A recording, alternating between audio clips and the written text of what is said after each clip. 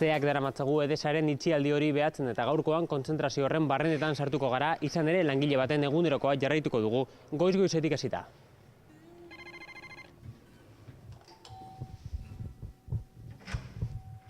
Kaixo, Joseba, ze moduz?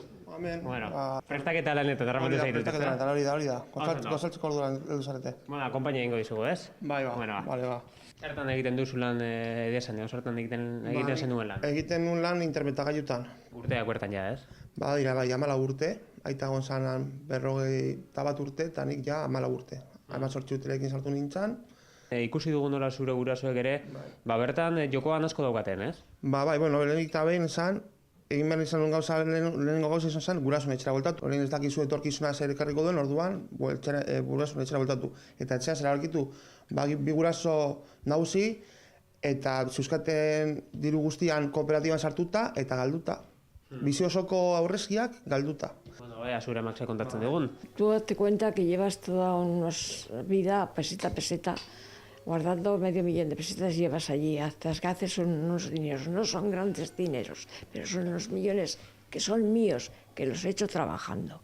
Y el señor Treviño se atreve a decir que es inmoral coger el dinero público, pero el dinero mío, bastante más inmoral es, bastante más, que me ha dejado como me ha dejado. Ahora la vejez me ha hundido mi vejez y ha desgraciado la vida de mi hijo.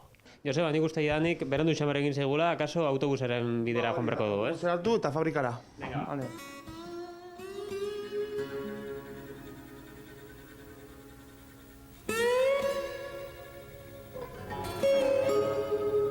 Zenbat aldatu da euskal kooperatibismoa azken urteetan, zein da egin dezakegun evoluzioa?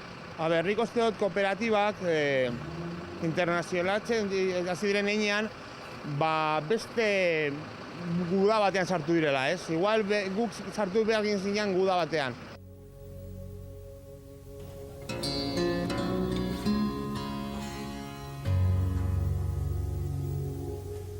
Mintzatzen ari ginen autobusa heldu aurretik, kooperatibistaren figura horren inguruan, asko aldatu da denborarekin, zenbaitetan konparatu izan dira kooperatibistak, funtzionarioak? Alto sonorokoak bai ez ziren kooperatibistak eta ambizio zelako lan zegoen ez. Baina, bueno, nik esan nahi dut, bai, jendea usten zuen ez, ambizio zelako lan ekiko zuela. Langile bagoak edo, eta ez, nik uste dut ez etxe, osea, lana, fabrika da, ikusi da nortzu dien fabrika babesten dutenak, langileak. Eta bertan ikusten dugu jadanik, Edesako planta hortxe daukazue zuen itxialdia antolatuta, ez? Gure etxetxoa, bai. Hau beti izan da gure bigarren etxea, ez? Edo gure etxea, fabrika, baina bain fabrika kanpoan.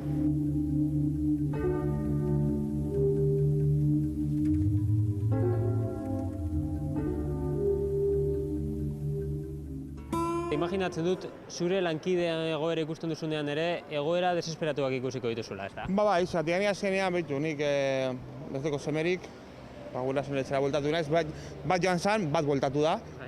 Baina, karo, hemen dauz, arremaztea lan hemen egiten dutenak, ilustre dituztenak.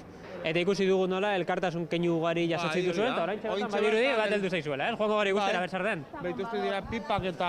Hortxe, pipak eta gantxitoak, ez? Eta gantxitoak, hori da. Bueno, horiek ere eskertzen dira, ez da? Bai, jogurta ebe ekarri dute. Bai, lehen ikusi dugu, jogur eta gazta ere ekarri dizuetela. Bai, gazta. Hortxe daukagu gazta, ekarri berria, ernetikekoa. Hori da, orduan, bueno, goze zer garaiko. Edesan 230 pertsona daude, 230 egoera desberdin beraz. Zurea esaterako, zenbat denbora daramazu Edesan? Iaia 13 urte. Gutxi gora bera 10 urte. Zu esan diguzu familia badaukazula, seme alabak dituzu esaterako? Bai, alaba daukat. Alaba bat, ez? 14 urte, bueno, iaia 14 urte dauk. Ni nire gurasoekin bizi naiz eta, bueno, niretzat errazagoa da. Nik daukate 54 urtez eta urte horrekin oso txarra. Indarra handiko jendea negarz ikustea ez? Nik pentsatuko inoiz pertsona hau negarz ikusti behar izan nuen eta ikusteak ez, hostia esaten duzu, hostia. Zel egoera larria da, ez? Egoera hotz dagoen arren, Edesako langileek esperantzaren sua oraindik ere gori-gori mantentzen dute eta borrokan jarraituko dutela adierazten dute berriro ere Edesa ireki bitartean. Basauritik, Iker Zabala, Euskal Herria zuzenean.